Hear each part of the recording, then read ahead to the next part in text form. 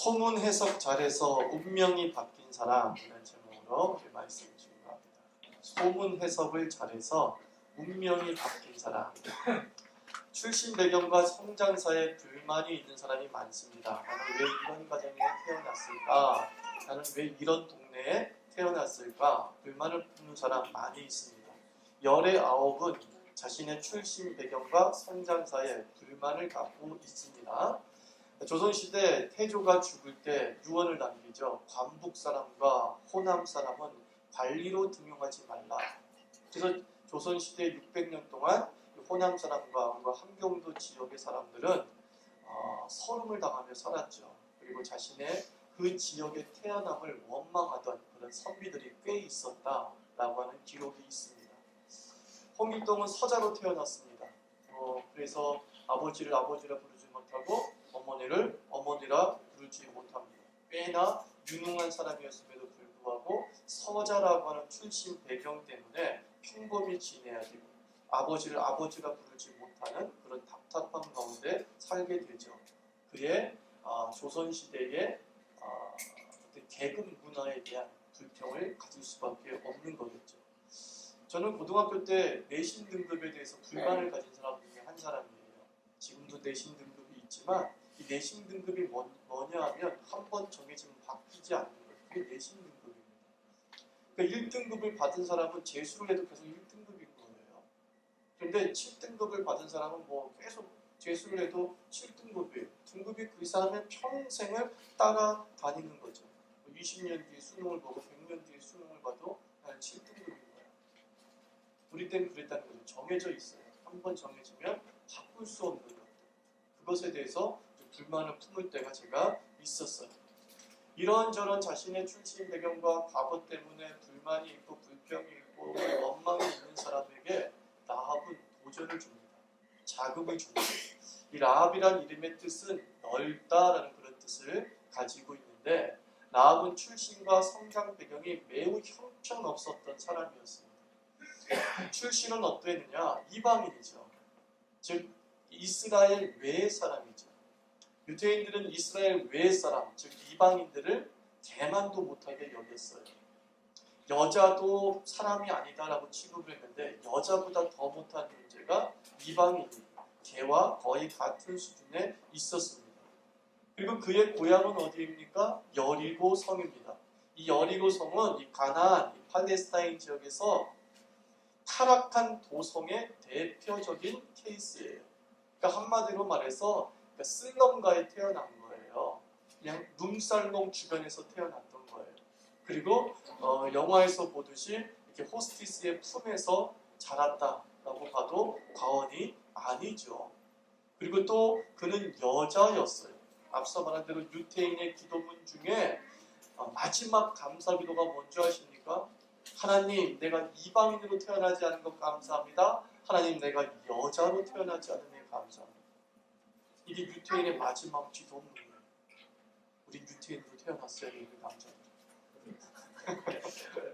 그러면 대접받고 사는 거죠. 그 여자예요. 지금 사회에서 여자는 아무것도 아니지만 당시 사회에서 라합 시대에서 여자란 핸디캡이에요. 철저한 제약을 의미하고 있는 겁니다. 거기다가 라합은 어떤 직업을 가지고 있었습니까? 기생이었습니다. 술집 여자였습니다. 작부였습니다.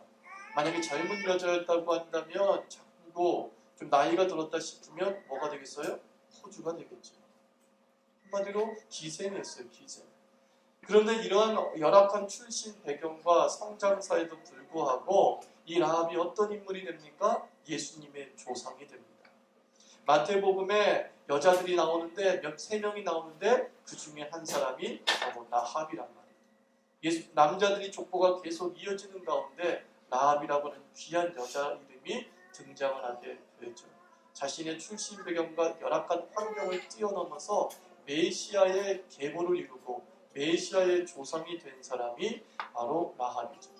한마디로 인생을 역전한 인생 사람이겠죠.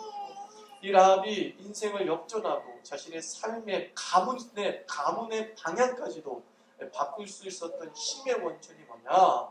첫 번째로 라합은 소문에서 계시를 찾은 사람입니다. 따라서 소문에서 계시를 찾은 사람. 소문에서 계시를 찾은 사람. 네. 9절과 11절을 읽어보면 출애굽 후에 일어난 하나님의 역사에 대해서 말하고 있잖아요. 이스라엘의 승승장구가 여리고의 사람에게 들렸어요. 그러니까 하나님에 대한 소문은 라합만 들은 것이 아니에요. 여리고 사람들이 다 들었어요. 대단하더라, 승리했다더라, 허다한 사람들을 이끌어왔다더라, 만나와 메추라기가 내렸다더라, 홍해가 갈라졌다고 하더라, 애국 사람들이 쫓아오다가 물에 수장되었더라. 하나님에 대한 소문을 라합만 들은 것이 아니라 여리고 사람 모두가 들었다는 겁니다. 근데 같은 소문에 대해서 다른 반응이 일어나게 되죠. 여리고 대부분의 사람들은 그 소문을 듣고 죽지 않으려고 이스라엘을 대적했습니다. 그 소문을 듣고 죽지 않으려고 여리고 문을 꽁꽁 닫았어요. 반면에 똑같은 소문을 듣고 라합도 역시 죽지 않으려고 이스라엘에 항복했어요. 다 두려웠어요. 다 떨었어요. 여리고 사람도 두렵고 그리고 라합 사람도 두려웠어요. 그래서 여리고 사람은 그 두려움 때문에 여리고 문을 꽁꽁 닫았지만 라합은 그 두려움 때문에 자신의 문을 열어 제꼈어요.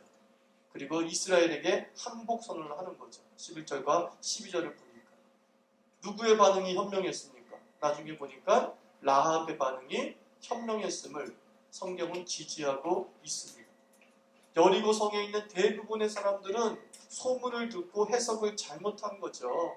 야, 이스라엘 백성은 가나안 민족을 다 죽이라고 하신 그 하나님의 명령을 따르는 민족이더라. 물론 하나님께서 그렇게 말씀하셨죠. 그러나 하나님은 어떤 분입니까? 자비의 하나님이시죠. 이렇게 승리하시고 그리고 가나안 민족을 다 멸하라고 말씀하신 것은 사실은 경고죠. 돌아오라고 하는 하나님의 제스처죠. 그렇지 않으면 너희는 끝나. 그냥 너희가 돌아와. 가나안 민족이면서도 그들이 머리를 굴려서 돌아옴으로 말미암아서 멸절되지 않은 민족이 있잖아요. 기브온 민족. 기브온 거민 사람들도 당연히 멸절돼야 되는 가나안 민족의 한 사람들이었어요. 근데 그 기브온 민족은 살고 싶어서 어떻게든 살고 싶어서 거짓말로 위장해서 우리는 가나안에 살지 않아요. 그러니까 우리가 협약 좀 해요. 우리랑 계약을 체결해요. 우리를 죽이지 않는다고 약속해 주세요. 여호수아가 약속을 했더니만 나중에 알고 보니 가나안에 있는 민족이었단 말이에요. 기브온 거민이었단 말이에요. 그러나 약속했기 때문에 어떻게 해요? 죽이지 않습니다. 그리고 기브온 사람들이 평생 이스라엘에 물깃는 사람이 되죠. 그리고 이스라엘의 종교 공동체에 함께 들어오게 되는 겁니다. 어떤 소문을 듣고서 우리가 어떻게 해석하느냐가 매우 중요한 겁니다, 여러분. 같은 소문을 듣고도 같은 사건을 보고도 어떤 사람은 거기서 하나님의 은혜를 깨닫는 반면에 어떤 사람은 거기서 하나님에 대한 실망을 느낄 때가 많이 있는 거죠. 우리 신앙의 딜레마가 뭡니까? 하나님이 인도하십니다. 그런데 어떻게 인도하시는가? 이걸 모르기 때문에 힘든 겁니다. 예수 믿는 사람들 다 하나님이 우리를 인도해 주십니다. 철저히 믿죠. 문제는 어디서 부딪혀요? 어떻게 인도하시는가? 사업을 인도하신 하나님을 믿습니다. 근데 그 사업을 어떻게 해야 되지? 어디서 해야 되지? 뭘 해야 되지? 이 부분에서 걸리는 거예요. 왜냐하면 하나님께서는 직접 말씀하지 않으시기 때문에. 떡볶이 집을 해. 그렇게 말씀하지 않아요. 라합에게도 하나님께서 라합아 너를 구원해 줄 거야 라고 직접적으로 말씀하지 않았단 말이에요. 간접적으로 들려오는 거예요. 하나님의 권능과 전능이. 바로 거기서 라합은 자기를 향한 메시지를 캐치해낸 거예요. 아, 내가 이러면 살겠구나. 내가 이러면 여호와 백성이 될 수 있겠구나 라고 해석을 잘한 것이죠. 그런 인도함을 받기 위해서 하나님의 선명한 인도함을 받기 위해서 필요한 것 두 가지가 있다고 봐요. 첫 번째가 뭐냐면 하나님을 신뢰하십시오. 흔들리지 마십시오. 하나님을 신뢰하십시오. 하나님은 나를 인도하십니다. 흔들리지 마십시오. 하나님은 나에게 말씀하십니다. 흔들리지 마십시오. 하나님은 나에게 길을 내주시고 나에게 강을 열어주십니다. 흔들리지 마십시오. 일단 신뢰하지 않아야 하나님의 음성이 들리는 겁니다. 신뢰해야 하나님의 음성이 들리는 겁니다. 신뢰해야. 신뢰해야 하나님의 뜻에 대해서 관심을 갖게 되면서 영혼의 촉각이 곤두서게 되는 거예요. 그리고 둘째가 뭐냐? 지난주도 말씀드렸지만 긍정의 해석. 우리에게 주변에서 일어나고 있는 사건과 그리고 다양한 소문들을 통해서 하나님이 나에게 좋은 것을 주실 것이라고 하는 기대감을 갖고 바라보라는 거예요. 그러면 부정적인 것들이 사건들이 일어나요. 이런 것들은 너무 내 주변을 압박하고 안 좋은 일이 벌어지는데 그래서 사업을 안 했어요. 그러면 그건 좋은 거예요, 나쁜 거예요? 좋은 거죠. 무슨 뜻인지 알겠어요? 아니, 사업문이 왜 이렇게 안 열려? 이렇게만 해석할 것이 아니라 이 사업을 하면 안 되기 때문에 막으시는 것이구나. 접어두면 되는 거예요. 그러니까 내게 벌어진 모든 사건을 어떻게 해요? 긍정으로 해석하라는 거예요. 왜 그래요? 하나님을 신뢰합니다. 여호와는 그 얼굴을 향해서 내게 은혜 베푸시기 원하시고 그 얼굴 우리에게 향해서 은총 주시기를 원하시는 하나님을 믿기 때문에 사건과 여러 가지 여건과 환경을 긍정으로 해석해 보는 거예요. 왜 이렇게 막혀? 라고 하는 것이 아니라 이건 하지 말라는 거 보구나? 이렇게 생각해 버리면 매우 쉽단 말이에요. 근데 나는 왜 이렇게 막혀? 하는 순간 뭐도 막혀요? 영혼도 막혀버려요. 판단력도 다 막혀버려요. 생각이 막히는 일이 벌어지는 거죠. 나아간 간담을 놓는 무시무시한 이스라엘 백성의 승승장구와 여호와 하나님의 능력을 듣고 거기서 뭘 찾았어요? 너를 구원하겠다라는 그것을 찾아낸 거잖아요. 내가 저 공동체의 구성원이 될 수 있다. 이걸 찾아내잖아요. 달달달달 떨면서 우리 죽었어요. 이제 끝났어. 그게 아니라 저기에 들어가면 내가 살겠지. 라고 하는 돌파구를 찾아내더라는 겁니다. 작은 실마리로 정확한 사실을 끄집어낼 수 있는 능력 매우 필요하죠. 디테일의 힘이라고 하는 책에 참 재미난 예화가 들어가 있더라고요. 중국이 나칭 유전이라는 위치를 공개했어요. 근데 중국이 나칭 유전 이 위치를 공개하기 전에 일본이 먼저 그 나칭 유전의 위치를 정확히 알아냈대요. 이게 어떤 스토리냐면은 1966년도 7월에 중국어바오라는 잡지에 중국이 유전을 개발한다 라고 하는 내용, 그리고 왕진씨라는 사람이 함께 딱 66년도에 잡지 하나 실린 거예요. 자, 여기서부터 이 일본 사람들이 유전지의 위치를 추적한 거예요. 왕진씨라는 사람이 딱 나오고 그리고 유전을 개발한다 라고 하는 내용을 보고서 딱 왕진씨라는 인물을 보니까 두꺼운 털모자를 쓰고 있었던 거예요. 이러니까 일본은 추측한 거예요. 유전이 추운 지방에 있구나. 그렇다면 중국 둥베이 지역일 것이 거의 분명하다. 이제 넓은 바운더리가 하나 정해졌어요. 그 다음에 그 원유 운송 열차에 묻은 재의 두께를 쟀어요. 원유 운송 열차의 사진에 보니까 재가 묻어 있었던 모양이죠. 재가 이렇게 쌓인 게 있었던 모양이죠. 그래서 그 유전과 베이징의 거리를 계산한 거예요. 하얼빈과 치치하얼의 중간 지점이 되겠네. 저 정도 재가 쌓이려면 베이징에서 하얼빈의 어느 중간에 이 지점이 돼야지만이 저만큼의 두께가 쌓여져. 그 다음에 이 왕진씨라는 사람이 인터뷰를 하면서 마자야오라고 하는 지명을 언급했다는 거예요.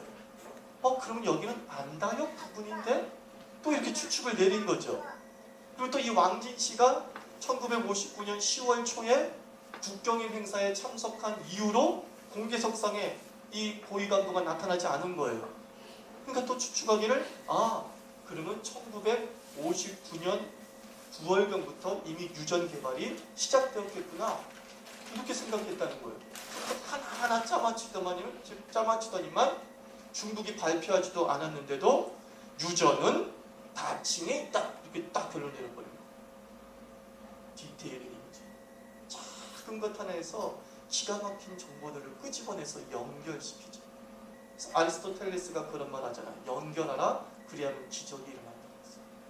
파편적인 사건과 정보와 여러 가지 이야기들을 꽤 맞춰보는 거죠.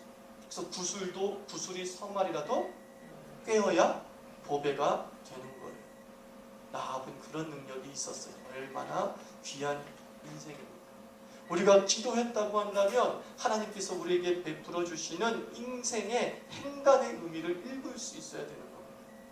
성경 읽어보세요. 성경이 자세하게 기록되지 않았어요. 1절과 2절 사이에 수천 년이 흐를 수도 있고요. 수백 년이 흐를 수 있어요. 근데 그 막 1절과 2절을 상상해 보는 거예요. 그 1절에서 2절로 넘어갔을 때 어떤 일이 벌어졌을까? 라고 상상해 보는 거죠. 그때 우리는 놀라운 하나님의 디테일한 이야기들을 우리가 만들어낼 수 있고 깨달을 수 있게 되는 겁니다. 주변에서 들리는 모든 소문은, 모든 이야기는 하나님의 음성으로 생각하고, 또 말씀이 소문으로 들리는 경우가 다반사니까 그 소문과 상황 속에서 나를 향한 메시지를 캐치해낼 수 있어야 되는 거죠. 모세도 마찬가지 아닙니까? 모세도 광야를 걷다가 양을 치다가 가시덤불이 불이 붙은 걸 봤어요. 여러분, 가시덤불에 불 붙는 건 흔한 일이에요. 자연 발화가 쉽게 일어납니다. 매우 건조한 지역이기 때문에 조금의 마찰에 의해서도 이 가시덤불이 확 불타올라요. 그래서 불이 텄어. 불났네 지나가면 그뿐인 거예요. 근데 우리가 출애굽기를 자세히 읽어보면 모세가 어떻게 했다고 그랬어요? 주시했다고 그랬어요. 왜 안 꺼지지? 계속 왜 안 꺼지지? 이상하네? 계속 한 발자국 간 거예요. 그랬더니 거기서 하나님의 음성이 들립니다. 내 신발을 벗어라. 하나님의 임재의 현현이었죠. 똑같은 불인데도 오늘 다르게 볼 수 있는 능력. 똑같은 사건인데 오늘은 내게 다르게 해석되어질 수 있는 능력이 하나님의 임재를 체험하게 되는 것입니다. 라합이 바로 그 소문 속에서 계시를 찾아냅니다. 대단한 곳에서 계시를 찾아낸 게 아니라 내 일상에서 계시를 찾아냈어요. 누구나 듣는 이야기에서 보배를 끄집어내는 것, 얼마나 인사이트 있습니까? 두 번째, 라합은 어떤 사람입니까? 라합은 믿음의 이기주의를 발휘한 사람입니다. 믿음의 이기주의. 내가 그렇게 얘기하고 싶어요. 라합은 자기 하나 살겠다고 애를 쓴 사람이잖아요. 그죠? 그리고 여리고 자기의 동네를 배신하고 반역자가 되었어요. 여리고가 어찌 되었던 난 하나님의 백성이 되고 싶다. 이 마음이 라합에게 있었던 거 부인할 수 없어요. 난 라합의 심정이 이해가 돼요. 왜? 라합이 여리고에서 제대로 대접받았겠습니까? 기생이 얼마나 천대받았겠어요. 일단 유토피아를 꿈꾸는 거죠. 나도 좀 잘 살아보고 싶어. 나도 좀 사람답게 살고 싶어. 저 히브리 사람들은 합비루라며 유랑하는 사람들이 이렇게 많이 모여있다며 거기 사람 대접해준다며 그런 사람들도 자기가 좀 잘 살고 싶은 욕심, 그런 건 나쁘다고 생각하지 않습니다. 우리가 6.25 사변이 터지기 전에 월남에서 예수 믿겠다고 고향을 등지고 내려온 사람 참 많습니다. 월남한 사람들 많아요. 그래서 그 북한에 남아있던 사람들이 변절자, 배신자 되게 욕했어요. 근데 그 사람들이 왜 월남했어요? 예수 잘 믿겠다고. 여기 있으면 예수 못 믿으니까. 북한에 남아있으니까 예수 못 믿겠으니까 고향을 등지는 거죠. 그 욕을 들을 수도 있겠죠. 저는 여러분들이 애국자보다 애신자가 되기를 바랍니다. 그죠? 애신자가 먼저 돼야죠. 애신자가 된 뒤에 애국자가 돼야 되지. 애국자가 되기 위해서 신앙을 버리면 됩니까? 안 됩니까? 있을 수 없는 일이에요. 대한민국을 극단적으로 얘기하면 내 신앙을 지키기 위해서 대한민국을 팔아먹을 수밖에 없다면, 만약 그런 상황이 주어진다면 팔아먹으세요. 나라 팔아먹은 인생 되세요. 극단적이에요. 여러분들 왜 그런지 아세요? 우리는 하나님 나라를 꿈꾸는 사람이잖아요. 그런데 네가 예수를 버리겠다, 예수를 안 믿겠다, 그러면은 너 여기서 살게 해주고, 네가 예수를 믿겠다, 그럼 너 여기 떠나야 된다. 그럼 어쩔 수 없이 그때는 떠나겠다고 해야지. 조국 땅 떠나야지. 신앙 지키기 위해서, 믿음 지키기 위해서 극단을 얘기하는 겁니다. 삶의 우선순위를 먼저 정하라고 하는 애심, 신앙을 사랑하는, 하나님을 사랑하는 것이 우리 삶의 가장 우선이 되는 거죠. 그러니까 사탄은 이렇게 감정과 관계를 믿음보다 더 위에 놓게 만든다고요. 교회에서 갈등이 있고 관계에 상처가 있게 마련이잖아요. 그런데 갈등과 아픔 때문에 진리를 준 말씀을 이렇게 등한시하는 분들이 있어요. 오늘 상처받았대요. 그러면서 뭐라고 하는지 아세요? 말씀 듣고 싶지 않다는 거예요. 오늘 좀 내가 관계가 힘들었대요. 그래서 예배 드리고 싶지 않대요. 누구 손해입니까? 지 손해입니다. 바보 멍충이죠. 자기 힘들다고 예배 안 드리겠대. 누구 꼴배기 싫어서 나는 이제 예배 안 드리겠대. 근데 그 꼴배기 싫은 애들은 계속 나와 예배 드리고 있잖아요. 근데 지가 그 꼴을 못 보겠다고 하면서 예배 자리를 떠나요. 여러분, 인간관계에서 발생하는 갈등과 관계의 어떤 긴장관계를 믿음과 절대 연결시키지 마십시오. 나는 상처를 받아도 그 사람이 예배를 내 앞에서 드린다 하더라도 나는 그 뒤통수를 보는 한이 있더라도 예배를 드리겠다. 그 믿음의 이기주의를 가져야 합니다. 너만 은혜 받아? 나도 좀 은혜 받자. 라고 하는 믿음의 이기주의 나는 필요하다고 봅니다. 그만큼 그는 라합은 간절했다라는 겁니다. 이런 미워도 다시 한번 이런 영화 있잖아요. 그죠? 미워도 다시 말씀. 이렇게 말씀드려요. 미울수록 다시 말씀. 내 삶의 관계의 미움이 증폭되어질수록 말씀의 애착이 더욱 깊어지기를 바랍니다. 시간이 지난 후 라합은 배신자였는지 모르겠지만 히브리서 11장을 읽어보니까 믿음, 라합을 성경은 믿음의 사람이다라고 소개하잖아요. 영웅이라고 소개를 하잖아요.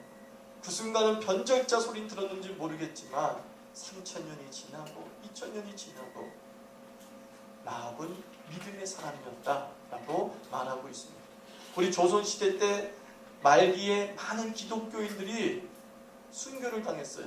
기독교인이 잡혀갔어요. 기독교인들이 잡혀갔을 때 제목이 뭔지 아세요, 여러분? 외세 앞잡이. 그게 제목이에요. 외세 앞잡이라는 거예요. 그러니까 배신자고 변절자고 반역자라는 얘기죠. 그렇게 150년 전에 많은 조선의 그리스도인들이 외세 앞잡이라는 반역죄를 뒤집어 쓰고 처참하게 사형당했어요. 저 양화진에서 목이 잘리는 일들이 벌어졌다고 해요. 무엇 때문이에요? 애심 때문에. 신앙을 사랑하기 때문에. 그리고 그들은 시간이 지난 지금은 우리 그들을 순교자라고 하죠. 하나님의 피부님이라고 존경하는 그분들에게 감사하고 있잖아요. 우리 한 사람 한 사람 이 믿음의 이기주의를 발휘하십시오. 믿음의 이기주의. 나도 복 받아야 돼.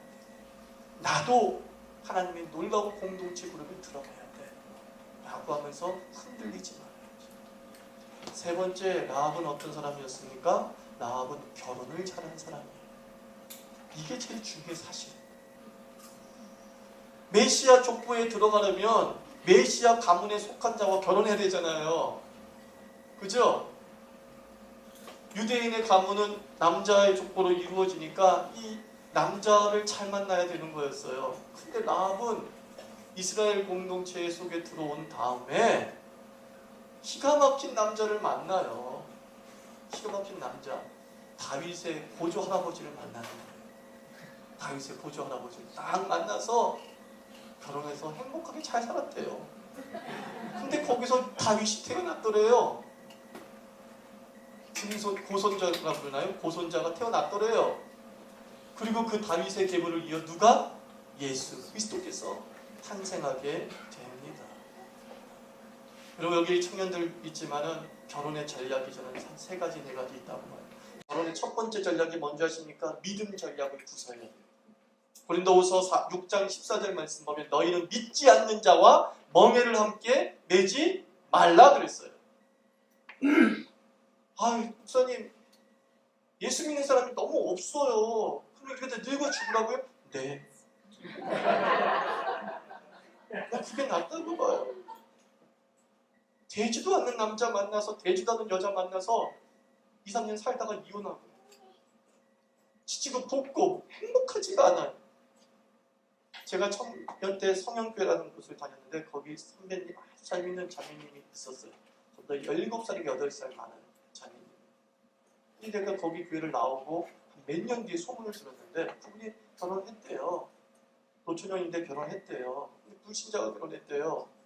근데 이 불신 집안이 처음에는 너 교회 다니게 해줄게 이랬대요. 근데 딱 결혼하고 난 다음에 딱 잡아버린 거예요. 근데 이 누나가 미쳐버렸어요. 정신병이 들었어요. 예배를 못 드려가지고 미치는 거예요. 끝내는 정신병이 들었어요. 안타깝죠. 그 얘기를 들으면서 저는 이 결혼만큼은 극단으로 나가야 돼요. 반드시 믿지 않는 자와 결혼하지 않겠다라고 결심하면 노처녀로 늙어 죽지 않아요. 하나님이 보내주십니다. 정말이에요. 믿으세요. 보내주십니다. 성기가 맞지 않은데 어떻게 그게 가능해요? 믿음 강한 사람이 다 먼저 갖고 갈 거예요. 내 믿음이 강한데. 내 가치가 뚜렷하면 돼요. 하나님 정말 믿지 않는 자 멍에는 맺지 않을 거예요. 그러면 하나님은 얘 너무 단호해. 이러다가 얘 늙어 죽어. 안 되지. 그러면서 좋은 씨앗을 남겨야지. 그러면서 이삭 보내주고 솔로몬 보내주고 다윗 보내주는 줄 믿습니다. 너 동성연이냐? 지금 다윗 보내줄 줄 믿습니다. 그런 거예요. 믿음 전략이 필요해요, 여러분. 자녀들에게도 꼭 그렇게 얘기하세요. 믿음 전략. 두 번째가 뭐예요? 사랑 전략. 사랑해서 결혼해야죠. 믿음은 있어. 그런데 도대체 설레지가 않고 남자로 여자로 느껴지지 않아. 그럼 그것도 제거해봐요. 그것도 제거해봐요. 믿음과 사랑은 저는 함께 가더라고요. 보니까. 그러니까 믿음 있는 사람을 보면 사랑하는 마음을 생기게 하시는 것 같아요. 하나님께서. 그렇게 하시는 것 같아요. 그래서 믿음과 사랑을 함께 가죠. 그리고 세 번째, 비전 전략. 비전 전략. 앞서 읽은 고린도후서 6장 14절 하반절은 이렇게 나와 있어요. 의와 불법이 어찌 함께하며 빛과 어둠이 어찌 사귀느냐라고 했어요. 가치가 같은 배우자를 만나면 좋습니다. 꿈꾸는 게 같은 거예요. 꿈꾸는 게. 아, 우리 집은 이런 집이 됐으면 좋겠고 나는 우리 가문은 이런 가문이 됐으면 좋겠어. 라고 하는 그 가치가 비슷한 사람끼리 만나면 시너지 효과가 일어나서 힘차게 나아가요. 네 번째 전략이 뭔지 아세요? 성격 전략. 마지막이죠. 성격 전략. 성격은 다릅니다. 이거 인정하셔야 돼요. 나는 저 사람이 너무나 나랑 성격 차이가 있어서 못 살겠어. 성격 차는 창조적인 거예요. 성격은 하나님 하나도 똑같이 안 만드셨어요. 다 다르게 만들었어요. 근데 왜 그런 거예요? 왜 자꾸 성격 차이라고 얘기하는 거예요? 싫은 거예요. 내 배우자 그냥 싫은 거예요. 아주 그냥 미운 며느리 달밤에 뭐 쓰고 나와요? 싹가 쓰고 나오는 거예요. 미운 짓만 해요. 미운 것만 보여요. 그러니까 이것 때문에 너는 나랑 성격이 안 맞아 라고 사실은 헤어지는 거죠. 그런데 사랑하고 정말 그에 대해서 뜨거웠을 때를 보면요. 내가 왜 그 사람을 사랑했는지 아세요? 나와 달라서 사랑했잖아요. 나는 참 차분한데 저 사람은 저돌적이에요. 아, 나의 약점을 보완해줄 수 있어 좋겠다. 그래서 시작을 했잖아요. 그런데 그 저돌적이야 이것이 나중에 뭐가 돼요? 거칠어. 이제 이렇게 해석을 해버리는 거죠. 좋게 해석하면 저돌적인데 나쁘게 해석하면 거칠어. 이런 성격이 안 맞는다 하고 얘기를 해요. 라합은 이렇게 자신의 출신 배경이 힘들고 어려웠음에도 불구하고 메시아 가문과 결혼하는 이 놀라운 정략 결혼, 저는 그렇게 해석을 하는 거예요. 놀라운 정략 결혼이 이름으로 말미암아서 더 이상 그 사람은 기생이다라고 얘기하지도 않고 이방이라고 얘기하지 않고 사람들은 얘기합니다. 저 사람은 다윗의 할머니야. 이 얘기만 하더라는 거예요. 참 다윗의 할머니. 우리 한 사람 한 사람 이렇게 라합처럼 행복한 결혼을 저는 했다고 믿습니다. 그리고 여러분 자녀에게 이 행복한 결혼을 선물해 주셔야 됩니다. 부모가 먼저 세속적 욕심을 버리고 신앙의 눈으로, 하나님의 눈으로 며느리 그리고 사위를 부를 줄 알아야 돼요. 어렸을 때부터 제대로 주입시키는 거예요. 제대로 주입시키는 거예요. 너는 이런 남자를 데리고 왔으면 좋겠다. 너는 이런 여자를 데리고 왔으면 좋겠다. 네가 이런 남자 데리고 오지 않으면 난 널 죽여버릴 거야. 협박도 하면서